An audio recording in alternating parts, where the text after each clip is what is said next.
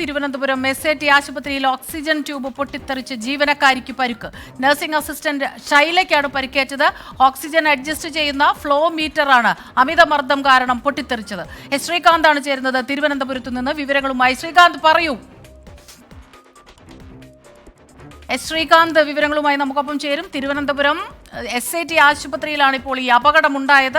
Oxygen tube പൊട്ടിത്തെറിച്ച് ജീവനക്കാരിക്ക് പരിക്കേറ്റു എന്ന വാർത്ത വരുന്നു. ശ്രീകാന്ത് അവിടെ നിന്ന് ചേരുന്നുണ്ട്.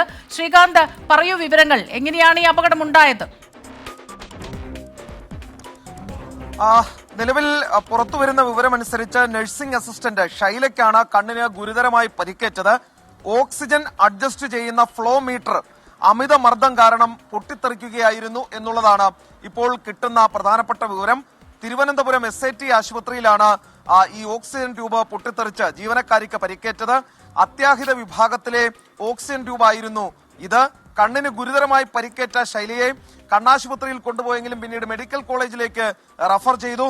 കണ്ണിന് ശസ്ത്രക്രിയ വേണ്ടിവരും എന്നുള്ളതാണ് ഡോക്ടർമാർ അറിയിച്ചിരിക്കുന്ന വിവരം. അതിൽ ഏറ്റവും ഒടുവിൽ കിട്ടുന്ന വിവരമാണിത്.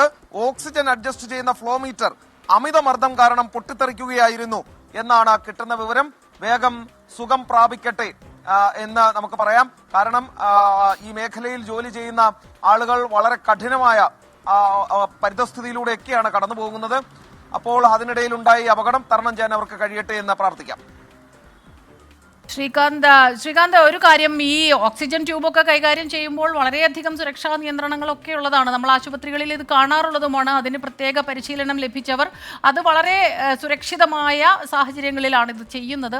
ഇത് യഥാർത്ഥത്തിൽ ഇങ്ങനെ ഒരു സംഭവം അത് എന്തുകൊണ്ടുണ്ടായിരിക്കാം? അത്തരം വിവരങ്ങൾ പുറത്തു വരുന്നുണ്ടോ ഇപ്പോൾ?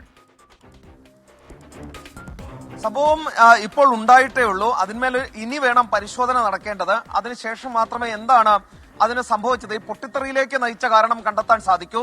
ഇതുവരെയും എന്താണ് ഈ പൊട്ടിത്തെറി, എന്താണ് പൊട്ടിത്തെറിച്ചത് എന്ന് പോലും കണ്ടെത്താൻ കഴിഞ്ഞിരുന്നില്ല. അതിപ്പോഴാണ് അത് കണ്ടെത്താൻ സാധിച്ചത്. ഇനി അതിലേക്ക് നയിച്ച കാരണങ്ങളൊക്കെ തന്നെ അറിയണമെങ്കിൽ വിശദമായ പരിശോധന വേണ്ടിവരും. അത് ആദ്യം ഇവരുടെ ചികിത്സയും മറ്റു കാര്യങ്ങളും, പ്രാഥമിക ചികിത്സ അടക്കമുള്ള കാര്യങ്ങൾ കഴിഞ്ഞതിന് ശേഷം അതിനൊരു പക്ഷേ ഈ SAT ആശുപത്രിയിൽ തന്നെ അതിനുള്ള സൗകര്യങ്ങൾ ഉണ്ടാകും. അതിൽ അന്വേഷണം എന്തായാലും നടക്കും. ആ ഘട്ടത്തിലെ അക്കാര്യം മനസ്സിലാവുകയുള്ളൂ. ശ്രീകാന്താണ് വിവരങ്ങളുമായി ചേർന്നത്. കണ്ണിനാണ് ഇപ്പോൾ നഴ്സിംഗ് അസിസ്റ്റന്റിന് പരിക്കേറ്റിട്ടുള്ളത്. തിരുവനന്തപുരം SAT ആശുപത്രിയിലാണ് സംഭവം ഉണ്ടായത്. ഓക്സിജൻ അഡ്ജസ്റ്റ് ചെയ്യുന്ന ഫ്ലോ മീറ്റർ അമിതമർദ്ദം കാരണം പൊട്ടിത്തെറിച്ചു എന്നതാണ് ഇപ്പോൾ ലഭിക്കുന്ന വിവരം. കൂടുതൽ വിവരങ്ങൾ വരും മണിക്കൂറുകളിൽ അത് ശ്രീകാന്ത് അറിയിക്കുകയും ചെയ്യും.